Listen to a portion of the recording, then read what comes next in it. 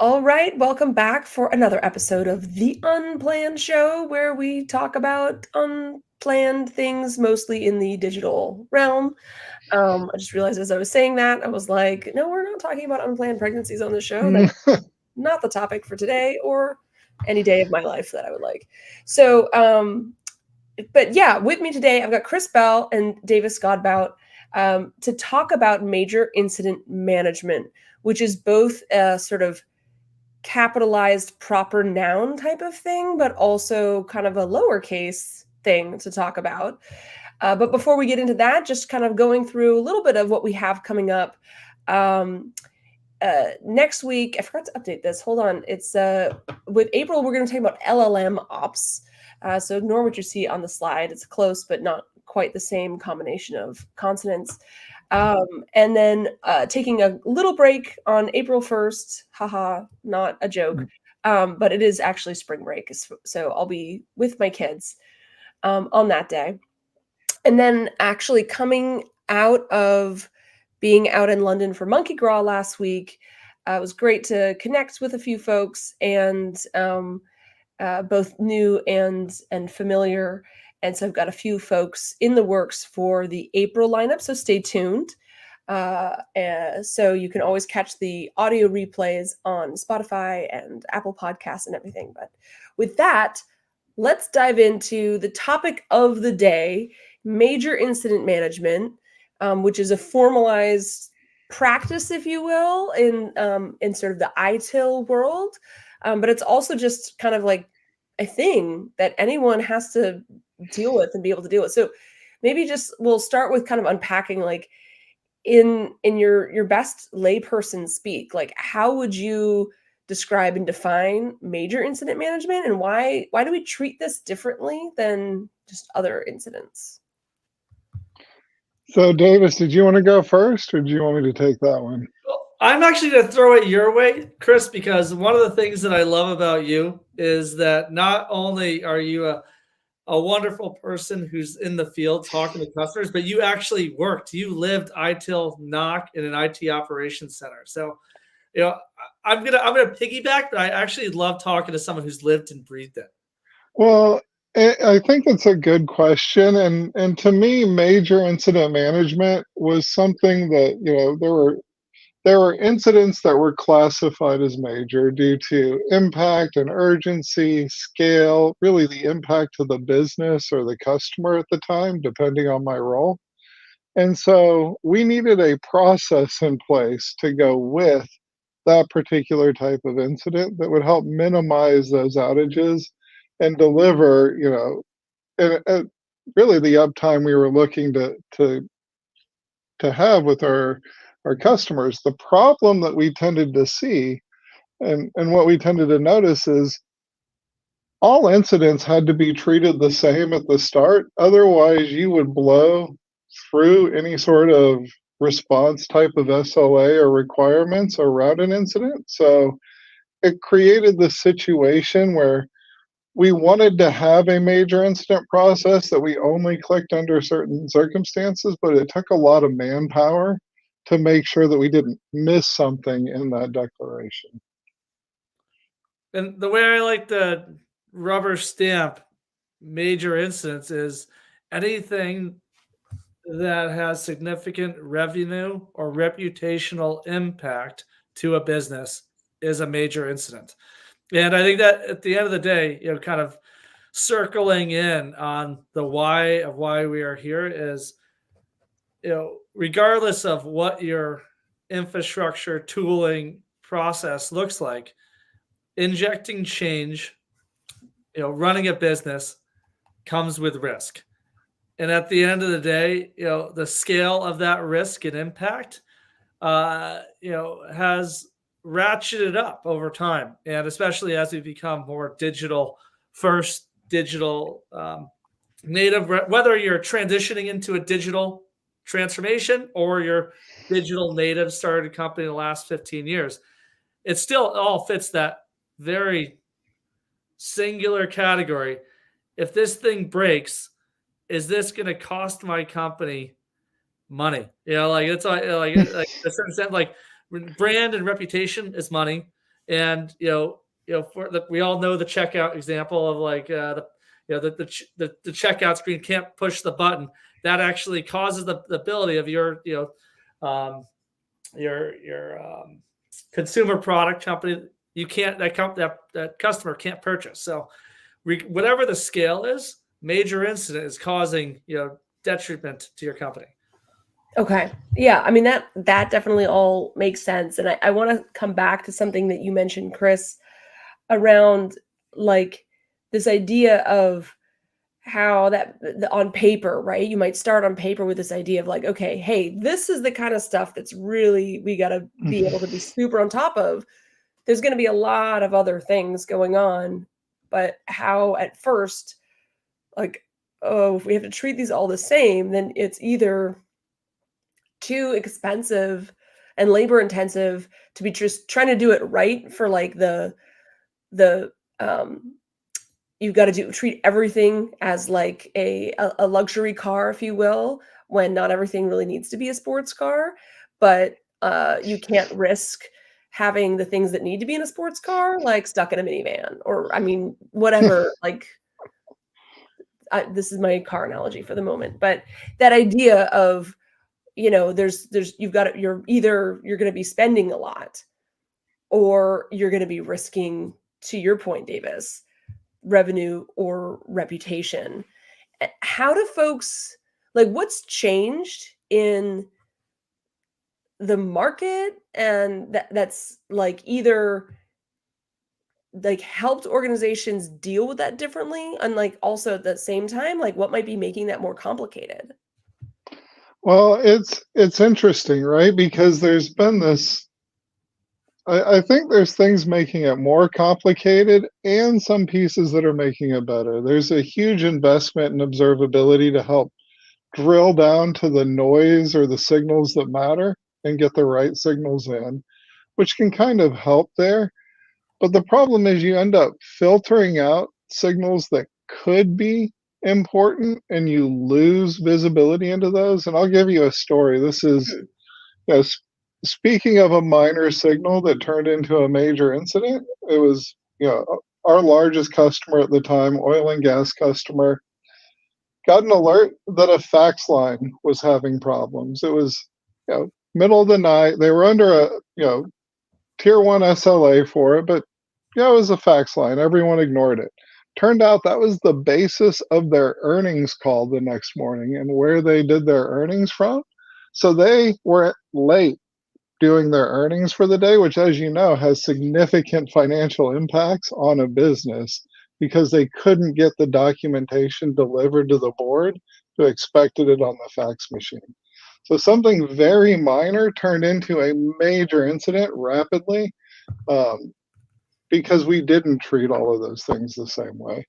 What's really starting to change now is the ability to integrate automation in as a validation point as part of that signal to start to alleviate the manual part of that. I met with a customer 2 weeks ago who referred to those teams who have to watch all those signals as nervous chihuahuas because they're constantly nervous about missing a signal, but at the same time, they tune out a lot of the noise. So they see the same burglar every day and ignore him, but bark at the postman when he walks by. So. I mean, I can't imagine anyone wants to admit that they're a nervous chihuahua, but it reminds me very much from talking to Heather Hinton, our Chief Information Security Officer, when she was a guest on the show maybe half a year ago, in the security realm in that case. But again, that's to your point, Davis, that can be something that's revenue and reputation on the line, and there's just a lot of noise. And so, but that kind of model of like always looking to like keep looking at the dashboards, keep looking at them and see what jumps out at you is kind of fraught with error, right? So how do we get the human error out of this process? You mentioned automation, Chris. Davis, like what are you thinking about this? Well, I think it's interesting thinking about what automation can do and preparing for something unexpected. And we all know the analogies of forest fires and, with incident management here, et cetera. But at the end of the day, what we are trying to do is set up standard operating procedures for when something goes wrong. And automation, putting those pieces at the fingertips of folks who are on the front line when something goes wrong. It's not just automating manual steps, but it's elevating the best practice standard operating procedures. So we can apply these known standard operating procedures and then allow humans to actually work on the unknown context during an incident. It's really splitting apart the knowns. And we all know that analogy of if you've done something 3 times, do it, automate it. But it's also the same thing. Hopefully you haven't done the same thing in an incident 3 times, but there are certain procedures that should be standardized in practice. So get that out of the heads of folks, allow them to do the things that are unknown so humans can apply their greatest strengths, which is creativity, during the hectic struggle of when the forest is burning or an incident is causing downtime, and that reputational and monetary risk that we were talking about, impact I was talking about. So thinking like automation is this sort of a catch-all thing, but there's many different ways you can think about it. The manual toil that Chris was talking about, but it's also elevating things that we know we should be doing and getting that out of our heads. Mm-hmm. What's an example of like the kind of thing that's in the middle of a major incident where you're like, hey, we know we need to do this. We need to get it out of our head just to provide a little color into the picture. Chris has a great story he loves to tell on this one. We're smirking because we love this story. I didn't mean to have the perfect setup here, but volleyball team style. Go for the spike, Chris. Well, I think it's just because it's something a lot of customers can relate to, and it comes down to, and it's something that's happened to me, right? You get a major incident, it comes in, you've put in all the processes, right? You declare the major incident, your team's engaged, they restore services in 12 minutes. Everyone high fives, they do a great job, you resolve the incident, and you go back to what you were doing. Meanwhile, the customer that reported the issue in the first place, no one bothered to tell them that the incident had been resolved. So they had disconnected services from that customer and rerouted them somewhere else. Almost an hour later, the customer had to follow up and say, hey, what's going on? Only to find out that services had been restored. Now, I've had customers tell me they've run into that. I've had that problem in my past life in operations where it's just the cognitive load of just remembering to send out an update can be huge. So by just having something as simple as a reminder to say, hey, send that update out to your customers, post it to the status page, and let's maybe leverage generative AI and all this new technology to provide that summary and recommended information. Now, not only are you taking the reminder off of their shoulders, but now an engineer whose full-time job is to repair systems and work on code no longer has to try to summarize complex technical information in a friendly manner.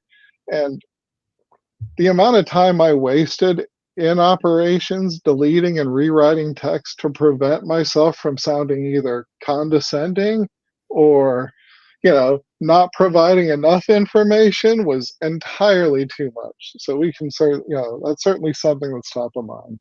Okay. And you're kind of reminding me of this idea of like, I'm going to use a word that can sometimes get overused, but the run book of what you're supposed to do in a scenario, which might be captured in a wiki somewhere.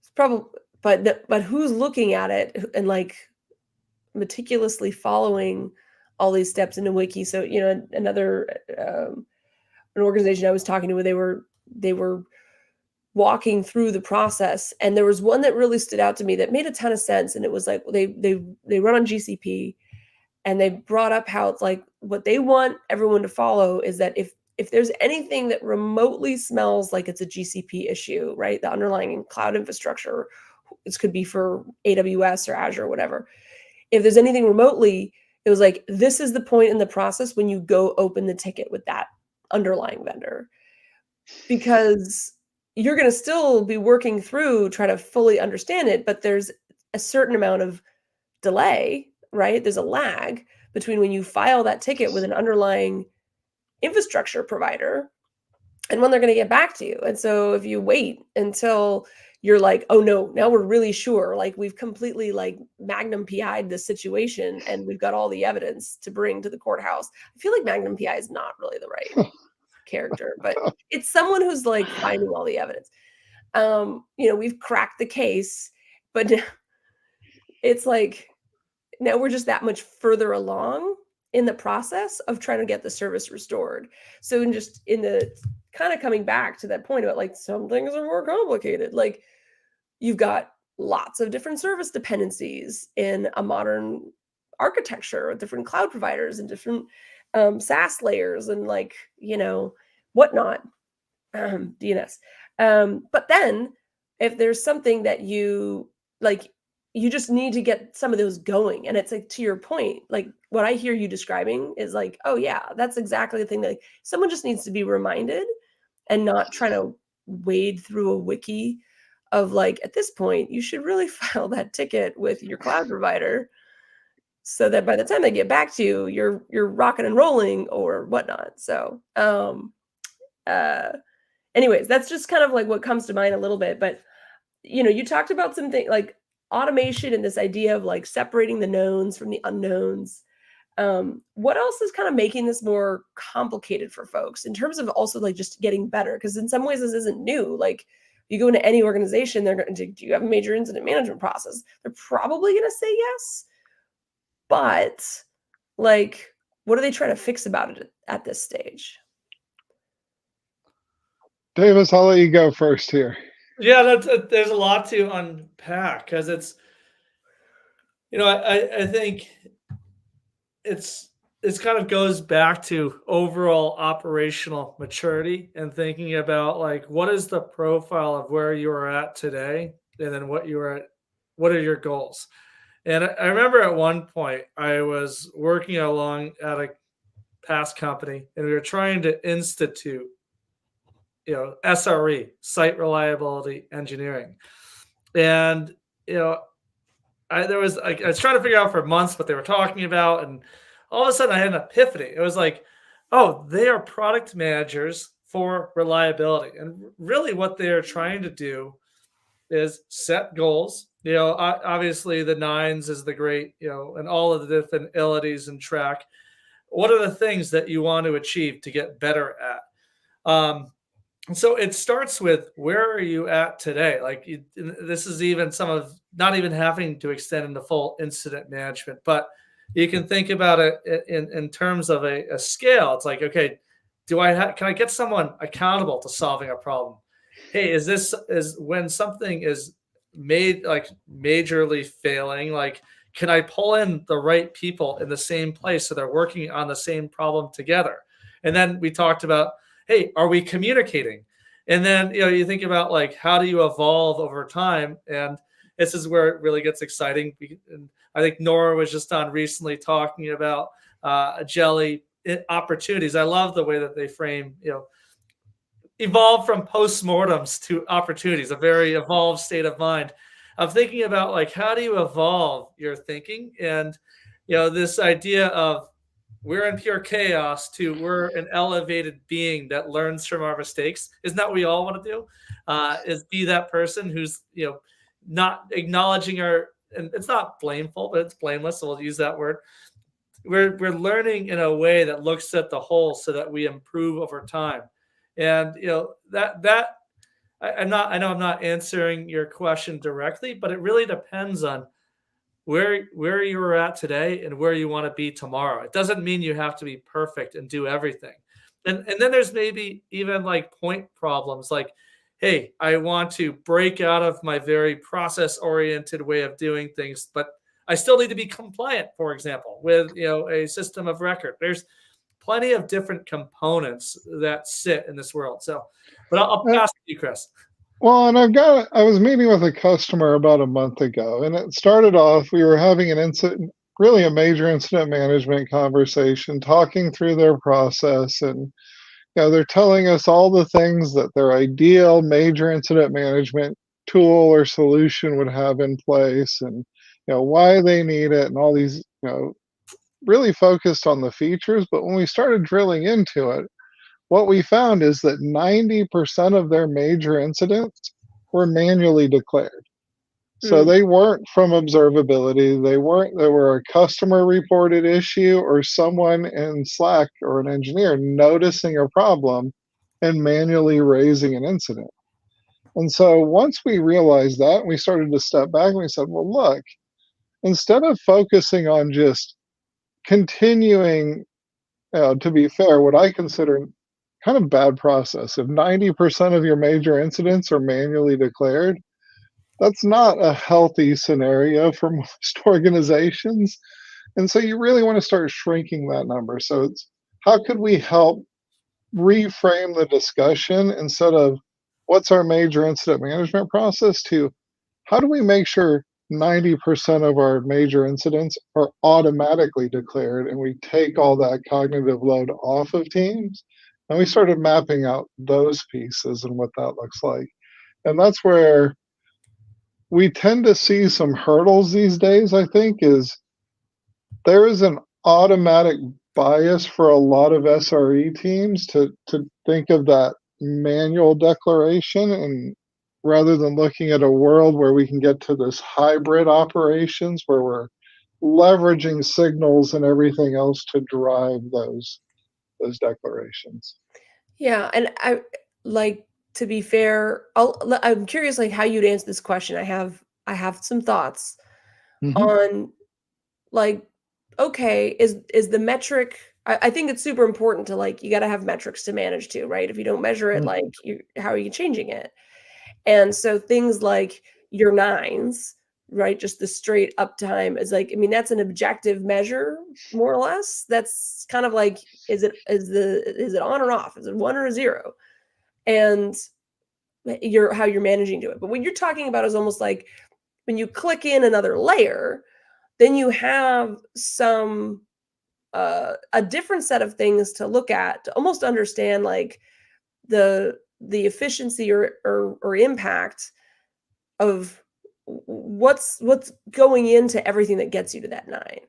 So, but it's like, what would be if 90% of your incidents are being manually declared? It's like,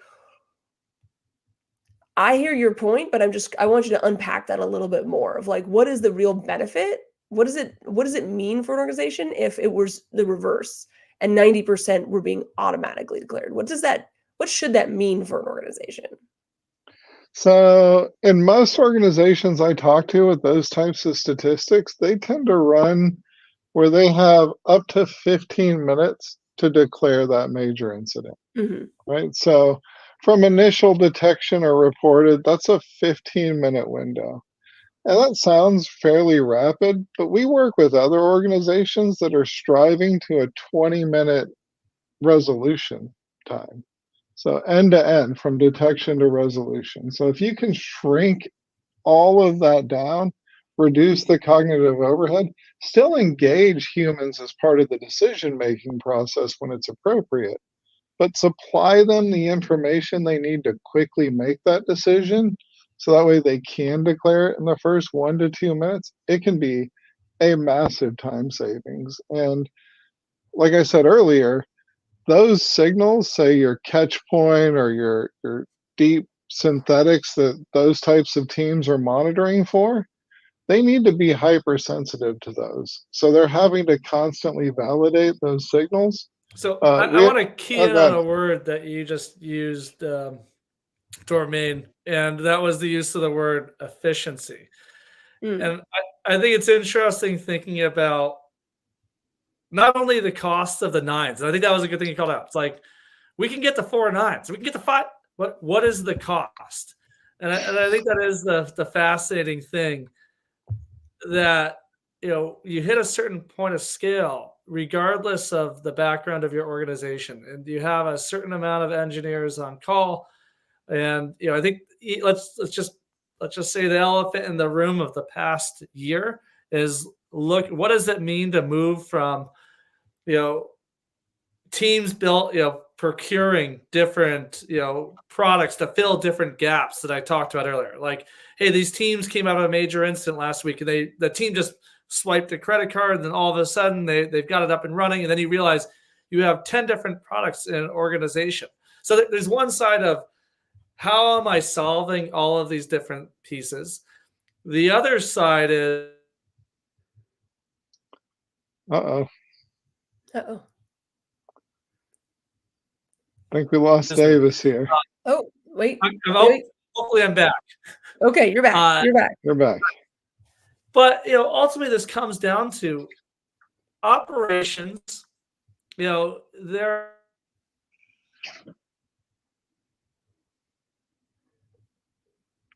again. Oh man. How do we look at this holistically? This is why I love that, how do we learn over time? And it's absolutely, let's empower people to get better in what they do. But it's also recognizing, how do we build up muscle across our process, people, and tooling so we're more operationally resilient, and it requires less cost over time? And personally, I'm really inspired by the product-led growth loop strategy, which is recognizing how do you build something, ship something, learn, and then improve over time, and kind of reinforce a habit loop. This learning habit loop is something that builds muscle over time for operations teams to ultimately reduce the cost of this thing that they are doing. And it's not to say incidents are going away. They're not going away. As soon as you inject change, you're going to have incidents, things go wrong. But how do you reduce the cost of those? And again, it's not just the 4 nines. Those are the obvious, the reputational risk, but all the things that we do, the costs that go into that is as important. And I think it's become even more important in the last year. And it's like to really kind of dive in and have those tough questions. The CIO looking at the spend across the business is like, is this leveling up my organization, or is this just solving component problems? And I think that's the interesting thing, that how do we look at this at a macro lens? How do we all sit in that CIO? We're all, part of the upside growth of this business, to think that we're a part of working at, to understand how do we contribute. So that's my 2 cents about efficiency. Yeah. I mean, and you got kind of like where I was going a little bit with the leading question, because it's like, okay, 90% are reported manually, but it's like at the end of the day, isn't what matters is like how many nines you have up. But it's actually like, well, no, because if you're getting, let's say 4 nines, because 5 nines is so absurdly like expensive and unreal for most organizations and situations, like 4 is usually like a lot more than you need. But I mean, there's like, are you achieving 4 nines? Like how? Like, that next click down. And what I'm hearing you saying, Chris, is like, if you're achieving the 4 nines, but 90% of it is being reported manually, like, I mean, how, like, your teams don't have a lot of time in that format. And also, if they're being reported by customers, and that means that the customers are experiencing the impact. So to your point about like some of those synthetic tooling and stuff that need to be really, really sensitive, when I kind of think about like, hey, every organization has a non-zero number of incidents that are reported by customers. It's just the same as it's a non-zero number of incidents, period. You're never going to get away from that. And you're probably never going to get away from customers reporting it. But the benefit of having a pretty low overall volume that are being reported by customers means that they're not being experienced. So if you can have the internal sensitivity dialed to the point where you're catching things really early and remediating them before they actually turn into something, then like your overall major incident volume should go down, because you're overall not putting that revenue and reputation at risk. But then you started to touch on something, Davis, that I want to come back to a little bit, because we were talking about even just like, okay, there's a process. It's, we've got it all in the wiki. There's also this kind of notion of like, hey, we all agreed, like to your example, Chris, of you got to notify the customers. It's like, we all agreed it would be a really good idea if next time this happens, we did this, right? Whether it's like we've actually written this as an SLA to another organization, whether it's internal or to our customers, or it's just something that we're like, we all agree this would be a really good idea if we did this next time, and let's write it down somewhere. But then you have that follow through. Like, how do you actually ensure that you're getting better at those things? So I just want to maybe come back to that a little bit, and like to your point, Davis, about that habit loop, right? Like, what are you seeing changing about those habit loops? Like postmortems and retros like have been around, but I think then the hard part that I've heard about from organizations is like, once you get to that smiley face of service restored, there's actually a lot more going on in that, like, then what? So that we're not dealing with this again, or we're doing it better or faster or more efficiently next time. Yeah, so I think that's where we were just talking about like what's happened over the last however many years, where depending on your operational maturity and how teams have acquired tools and processes over time, what does it mean to drive accountability across all of those teams? And it's like that's where it's like starting. We haven't even talked about ITIL yet. We should probably dive into that. But it's like, how do you level up so you're all talking the same language?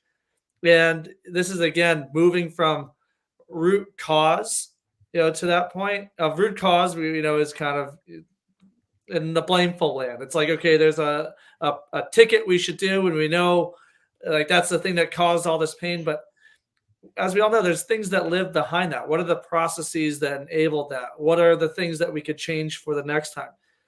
The challenge is that lives in either a document or another tool. But how do you provide that visibility into that tool? And this is obviously the pitch for PagerDuty here, being able to pull back that post-incident action accountability. And at the end of the day, it's not just accountability that you're doing your RCA, but it's making your life better for the next time. And that's where I've seen there's a project management tool we use here where we have put our tickets at times, and those end up coming into conflict with me, a product manager who's pushing for net new features. And I honestly, I'll be on it, even working at an incident response incident management company like PagerDuty, I am guilty of pushing for my features first. And I'm like, don't worry about those post-incident action issues. And, but once you actually have that discipline and accountability to do that work, you as a PM will all of a sudden realize you're going to unlock a ton of productivity, and you're going to get all those, customer wins that you've been clamoring for. But it's only once you have that accountability and structure in place to do that work will you actually come to those outcomes. And I think that's the interesting thing about, I just mentioned the term ITIL, and ITIL is wonderful for process. They have identified all the different, practices that happen in operations. But, process is great, but process for what? And I think that's ultimately where this comes down to: process to drive progress over time. And ultimately, progress is the thing that allows you to win as a business. Yeah, right? I think you're getting on something kind of really critical, which is setting up a process. I think you kind of mentioned this before. It was like, it's a product thing as opposed to a project, right? Like you can, if you come in and you treat it as a project of like, we will establish this major incident management process. And then, whether it's consultants or internal folks, and they go around and they do all the interviews and they create all the documentation and they stand it up. And then it's like, okay, we have checked that box. We have that process.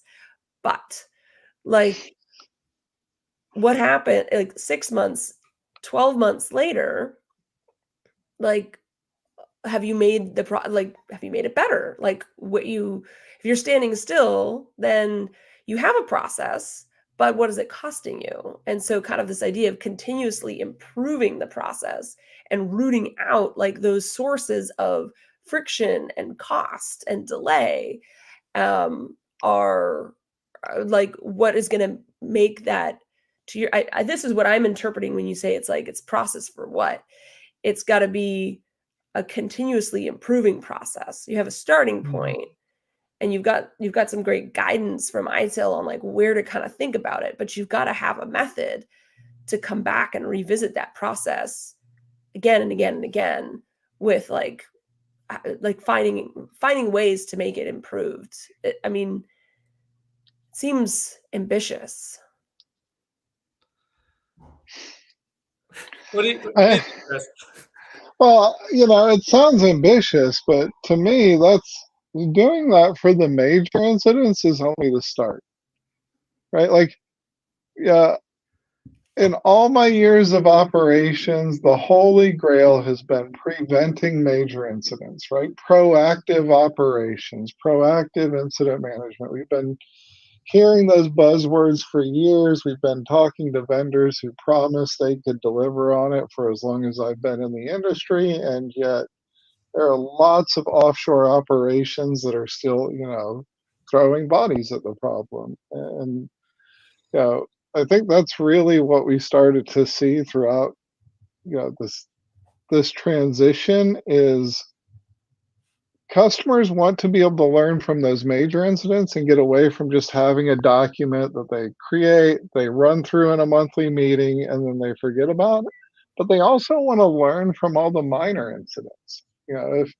If you have 1,000, you know, major incidents, say sub one and sub two incidents per year, and that's all you ever do opportunities on, but you're dealing with 20,000 minor incidents every year and you never learn from those, how are you really preventing those major incidents in the future?